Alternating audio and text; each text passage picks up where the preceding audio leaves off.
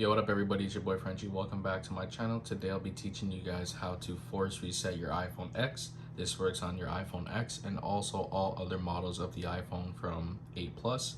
So the thing you guys are going to want to do is push the volume button up, down, continue to hold the lock button.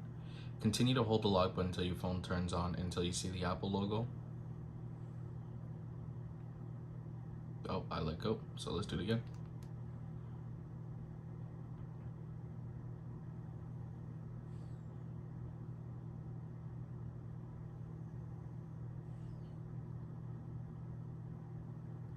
If you guys need any other assistance, you guys could feel free to message me on Instagram. I'm always willing to help anybody out. As you guys can see, the Apple logo is turning back on. You can now let go. Also, make sure to subscribe to the channel. I'm trying to reach 100,000 subscribers in 2023. Also, drop a fat subscribe if you watch Naruto. Come on, I know there's some fans out there. That'll be all.